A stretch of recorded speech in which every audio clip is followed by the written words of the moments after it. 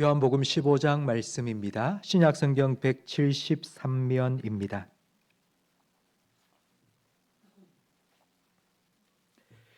요한복음 15장 4절과 5절 2절 말씀이니 우리 다 한 목소리로 함께 읽겠습니다. 내 안에 거하라. 나도 너희 안에 거하리라. 가지가 포도나무에 붙어 있지 아니하면 스스로 열매를 맺을 수 없음 같이 너희도 내 안에 있지 아니하면 그러하리라. 나는 포도나무요 너희는 가지라. 그가 내 안에 내가 그 안에 거하면 사람이 열매를 많이 맺나니 나를 떠나서는 너희가 아무것도 할 수 없음이라. 아멘. 지난주일 설교 제목 기억하십니까? 예수님과 함께였습니다. 함께라는 말은 합하여, 연합하여라는 뜻으로 남자와 여자가 합하여 하나가 되는 결혼처럼 우리 예수 믿는 우리는 예수님과 합하여 세례를 받음으로 예수님과 하나가 되어서 예수님의 죽음이 내 죽음이 되고 예수님의 부활이 나의 생명이 된 것입니다. 그래서 예수님과 함께 죽고 예수님과 함께 살리심을 받아서 예수님과 함께 살아갑니다. 그래서 예수님의 다른 이름이 임마누엘입니다. 임마누엘의 뜻은 우리와 함께 하시는 하나님입니다. 우리가 하나님과 함께 한다는 건 불가능하고요. 하나님께서 우리와 함께 해 주셔야 되는데 하나님께서 어떻게 우리와 함께 해 주시냐면 바로 예수님과 함께 임마누엘이 되어 주셨기 때문입니다. 성도 여러분, 오늘 우리가 예배드리는 이곳에 예수님께서 우리와 함께 하심을 믿습니다. 여러분이 직장 생활할 때도 예수님께서 여러분과 함께 하심을 믿으시기 바랍니다. 그리고 여러분의 가정에서도 예수님께서 여러분과 함께 하심을 믿으며 살아가시기를 바랍니다. 아멘 소리가 점점 줄어드는데요. 어느 목사님이 부부 싸움을 많이 해서 위태위태한 가정이 있다는 소식을 듣고는 그 가정에 저녁에 퇴근하고 신방을 했습니다. 그 부부가 목사님 오신다고 저녁 식사를 같이 준비해서 먹고 함께 한 2시간 동안 예배도 드리고 교제도 했는데요. 목사님이 보니까 2시간 동안 안 싸우는 거예요. 그래서 목사님이 아이고 두 분 사이가 참 좋아 보이십니다 라고 했더니만 아내분이 하는 말이 목사님 앞에서 왜 싸웁니까? 가시고 나면 싸워야지. 그렇게 얘기를 했습니다.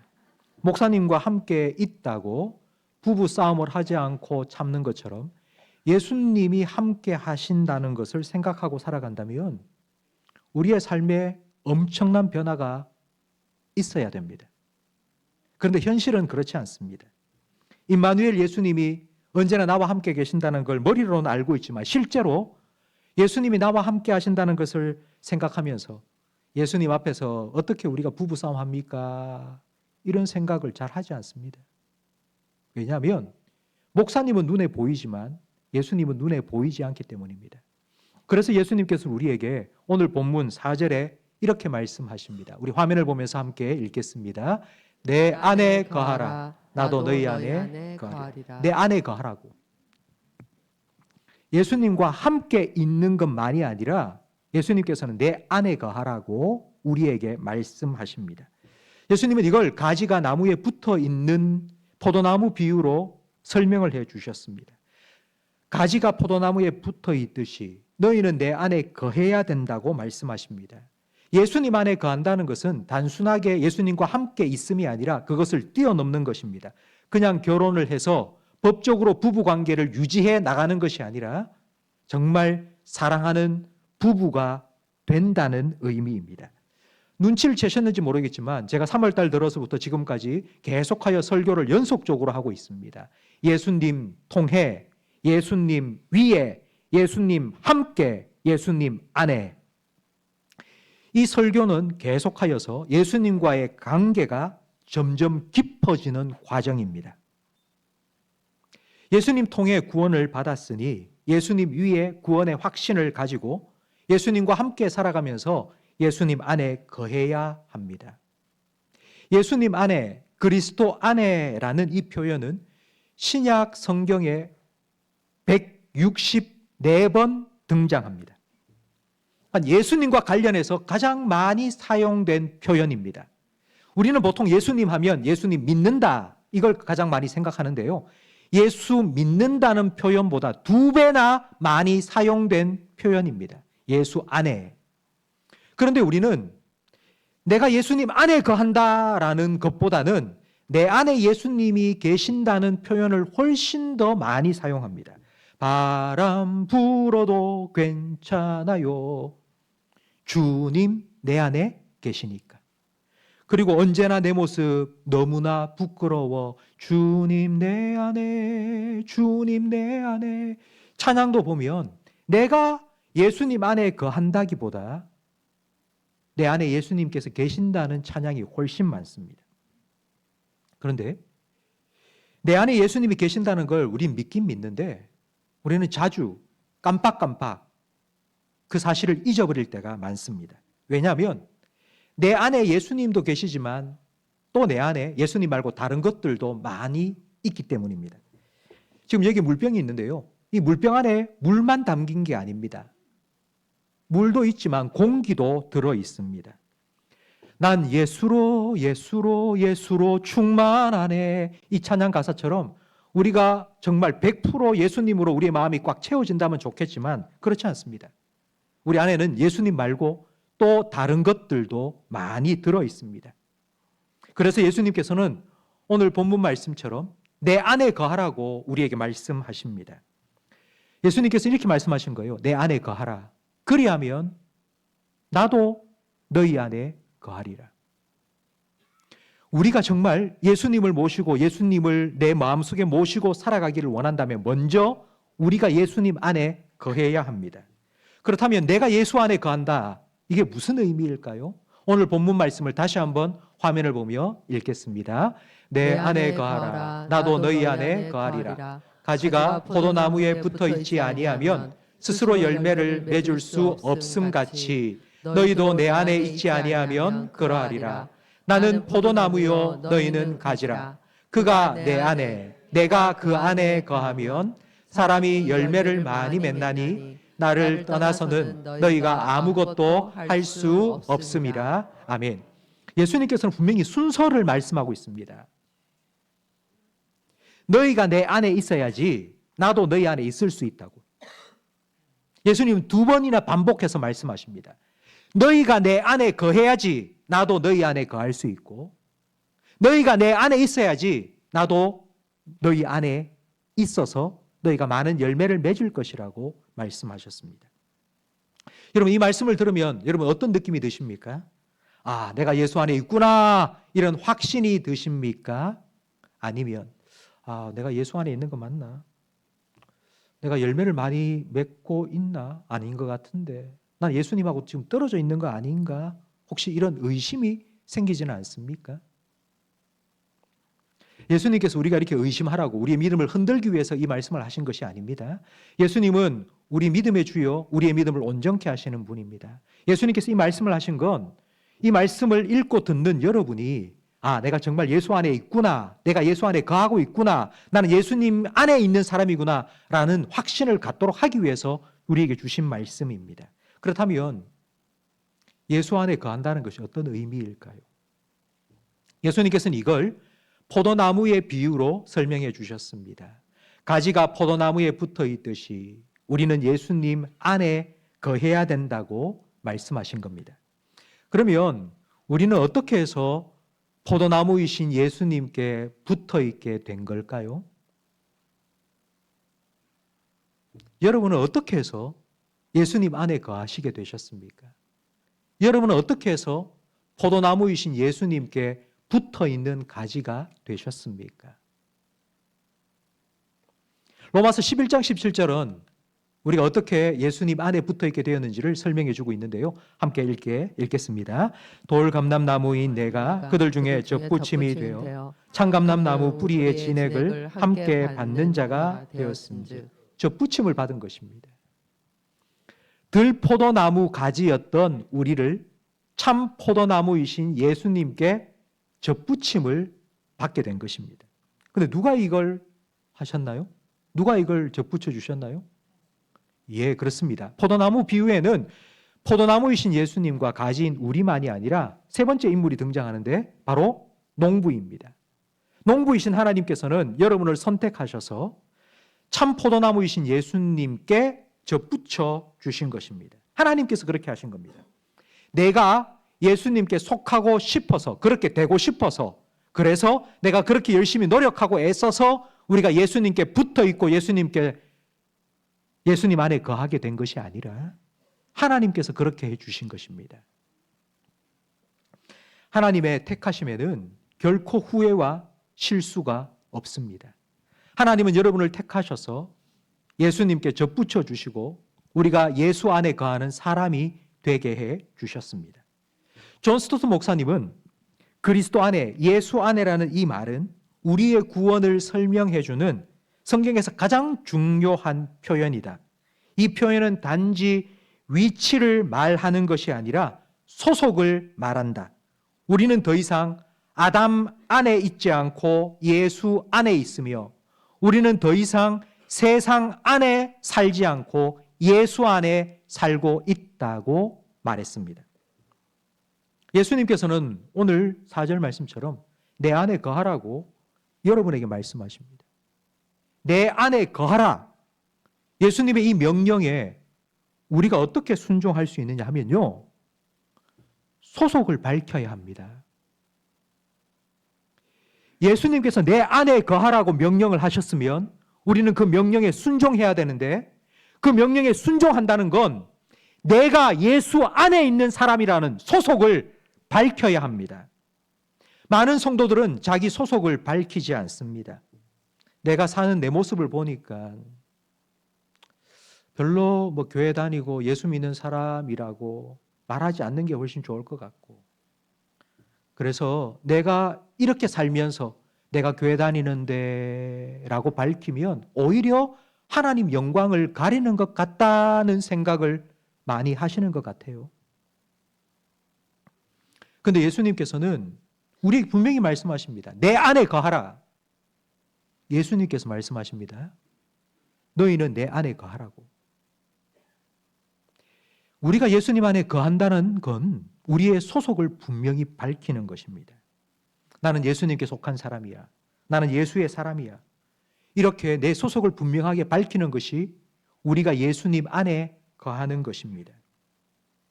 우리가 예수님 안에 거하고 예수님께 붙어 있어야지 예수의 사람으로 살아갈 능력을 예수님께로부터 공급받습니다. 내가 예수 믿는다고 밝혔다가 혹시라도 내가 실수하고 잘못해서 예수님 이름에 먹칠을 하면 어떻게 할까? 그래서 나는 입국 다물고 살아야지. 성도 여러분, 여러분이 그런 생각을 하면 할수록 예수님께로부터 더 멀어집니다. 예수 믿는 사람답게 살아갈 수 있는 능력이 점점 더 떨어집니다. 내가 예수 믿는 사람이라는 걸 내가 부족하지만 밝히고 소속을 분명하게 드러내야지만이 예수님께 붙어 있어서 예수 믿는 사람답게 살 수 있는 능력을 공급받습니다. 옛날 이 땅에는 삼국시대가 있었죠. 고구려, 백제, 신라.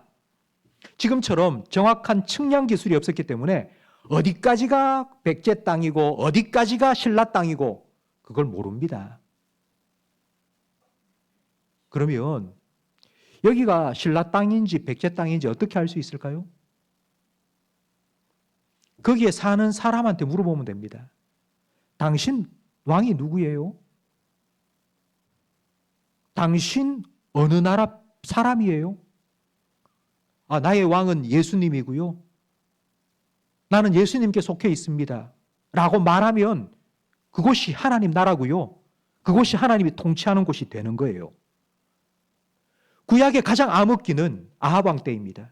아합 왕은 이방 여인 이세벨을 왕비로 맞았는데 이세벨은 우상 수입업자였습니다. 아합 왕은 이스라엘을 우상으로 가득 채웠고 이스라엘 백성을 우상 숭배자로 만들었습니다. 그때 엘리야가 우상 숭배하는 이스라엘 백성 앞에서 이렇게 말했습니다. 열왕기상 18장 21절 말씀을 함께 읽겠습니다. 엘리야가 모든 백성에게 가까이 나아가 이르되 너희가 어느 때까지 둘 사이에서 머뭇머뭇하려느냐. 여호와가 만일 하나님이면 그를 따르고 바알이 만일 하나님이면 그를 따를지니라. 여러분의 소속은 어디입니까? 여러분 누구를 따릅니까? 여러분의 왕은 누구입니까? 여러분은 어디에 속해 있습니까? 박쥐가 넌 누구 편이냐? 나는 새도 아니고 나는 짐승도 아니고. 그렇게 회색지대, 여러분 회색지대에 서 있지 마시고요. 여러분의 소속을 분명히 밝히십시오. 제가 하는 이 말은 여러분이 학교에서나 아니면 직장 생활하면서 나는 예수 믿는 사람인데, 난 교회 다니는 사람인데 이렇게 막 떠벌리고 다니라는 뜻이 결코 아닙니다. 성도 여러분, 아침에 일어나서 여러분이 제일 먼저 거울을 보실 겁니다. 눈곱이 있는지, 머리에 까치짐은 짓지 않았는지. 여러분이 제일 먼저 여러분의 얼굴, 여러분 자신을 거울을 통해서 볼 때에 성도 여러분, 여러분이 보는 여러분 스스로에게 선언하십시오. 웅재야, 너는 예수 안에 거한 사람이다. 너는 예수님께 속한 사람이다. 너는 예수 믿는 사람이다. 너는 예수를 주님이라고 믿는 사람이다. 너는 예수의 사람이고 너는 그리스도인이다. 여러분 스스로에게, 여러분 자기 자신에게 밝히십시오. 다른 사람에게 내 예수 믿는 사람이라고 밝히기 전에 먼저 자기 스스로에게 나는 예수 믿는 사람이라고 선언하십시오. 그렇게 해야지만이 여러분이 학교에서도 직장 속에서도 나는 예수 믿는 사람이라고 말할 수 있는 용기가 생길 겁니다. 예수님 안에 거한다. 내 안에 거하라. 예수 안에 거한다는 첫 번째 의미는 자기의 소속을 분명히 밝히는 것이고요. 두 번째 의미는 자기의 정체성을 명확하게 인식하는 것입니다. 사실 이 소속감과 정체성은 뗄래야 뗄 수 없는 불가분의 관계입니다. 소속감은 반드시 정체성으로 이어집니다. 이 정체성이라는 건 다른 사람에게 자기를 소개할 때에 드러나는데요. 자기를 소개할 때에 분명히 내가 어디에 소속되어 있는지를 모든 사람들은 다 밝힙니다. 저는 침산전자라는 회사에 다니는 홍길동 과장입니다. 저는 새 아이를 키우는 엄마 유관순입니다.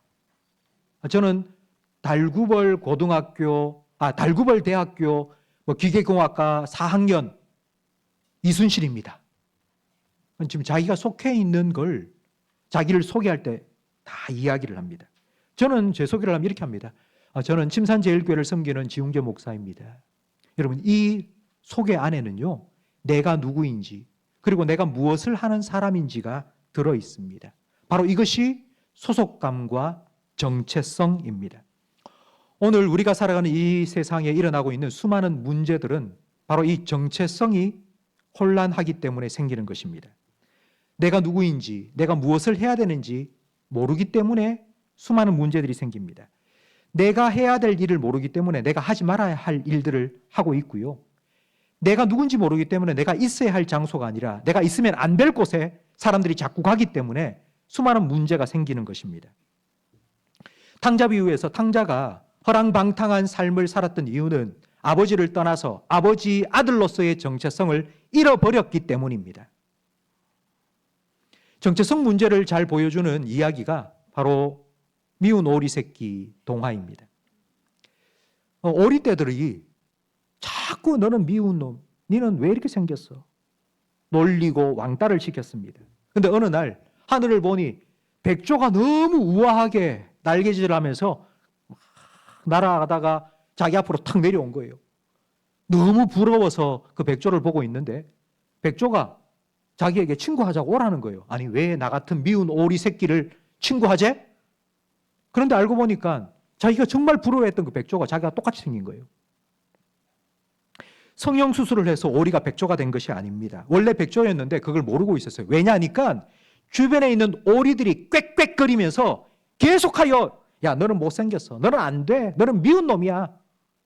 하도 옆에서 그런 말을 하니까 주변의 사람과 환경에 영향을 받아서 나는 안 되는갑다. 나는 미운 오리 새끼인갑다. 라고 계속하여 정체성 혼란을 겪었던 것입니다. 성도 여러분, 우리가 세상을 살아가는 이상 우리는 세상으로부터 영향을 받지 않을 수 없습니다. 근데 세상은요, 우리가 가진 재산과 우리의 학벌이나 직업으로 우리를 자꾸 평가하고 규정합니다. 너는 이런 사람이야 라고 규정합니다. 좋은 학교 나오고 좋은 직장 다니면 아, 괜찮은 사람이다 인정해 주고요. 그렇지 않으면 별 볼 일 없는 인간이라고 평가합니다. 세상은 이렇게 우리의 정체성을 자꾸 흔들어 놓습니다. 중학교 선생님이 너의 정체성은 학생이다. 학생의 신분을 잊지 마라. 그러면서 한 가지 숙제를 내줬습니다. 오늘 집에 갈 때에 버스를 탈 때에 학생 교통카드를 딱 대기 전에 나는 누구인가 외치고 대라. 그래서 학생들이 버스를 타면서 나는 누구인가 하고 교통카드를 딱 대니까 단말기에서 학생입니다. 학생입니다. 학생입니다. 근데 어떤 학생이 딱 타면서 나는 누구인가 하면서 교통카드를 딱 댔는데 잔액이 부족합니다.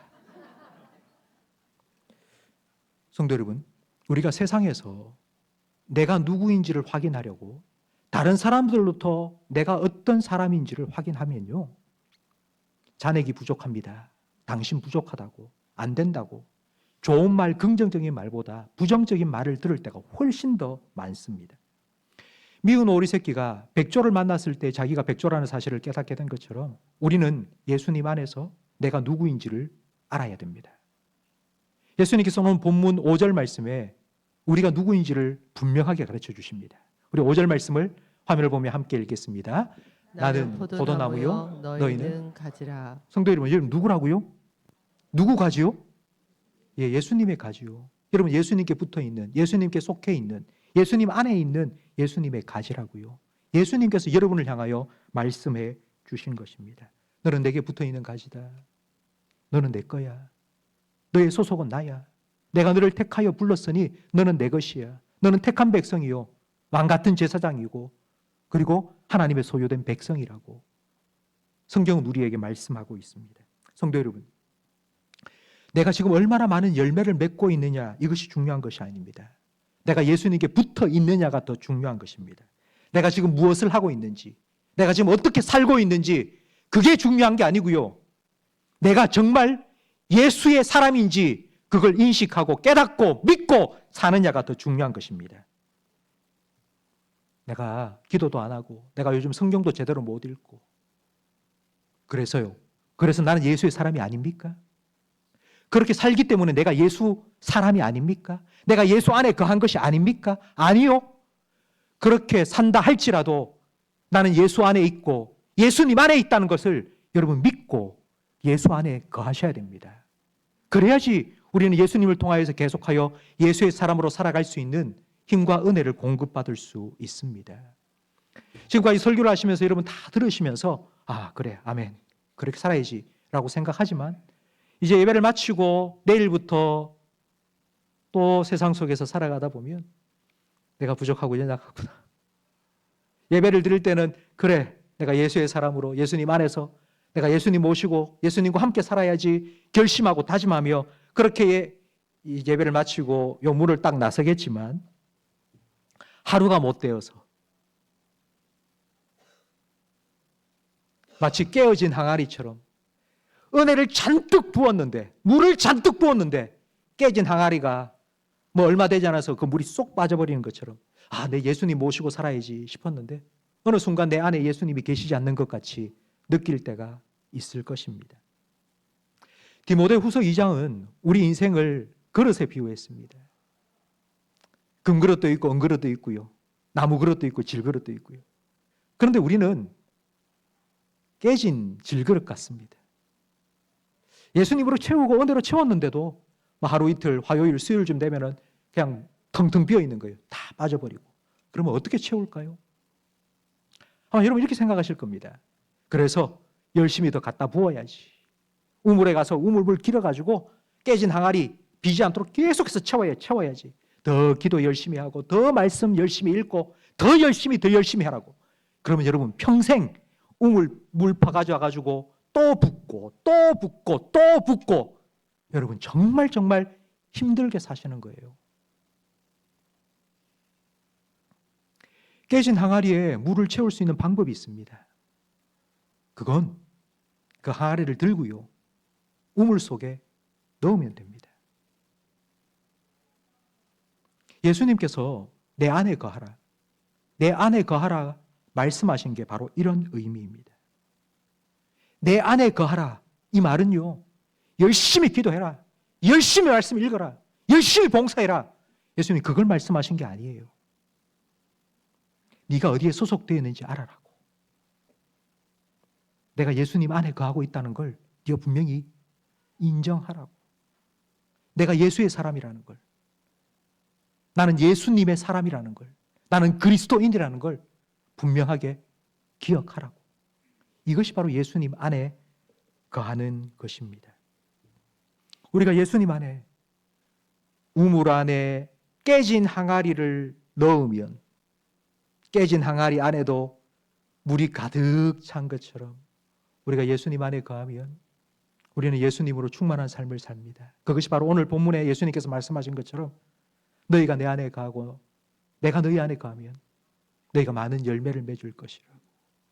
예수님께서 우리에게 약속하신 열매는 우리가 원하는 그런 열매, 사업이 성공하고 자녀가 좋은 대학 가고, 여러분 그런 열매가 아니고요. 예수님을 닮아가는 인격의 열매, 성령의 열매가 맺히는 것입니다. 사랑과 희락과 화평과 오래 참음과 자비와 양성과 충성과 온유와 절제, 그렇게 예수님을 닮은 삶의 열매가 우리 가운데 풍성히 열려서요.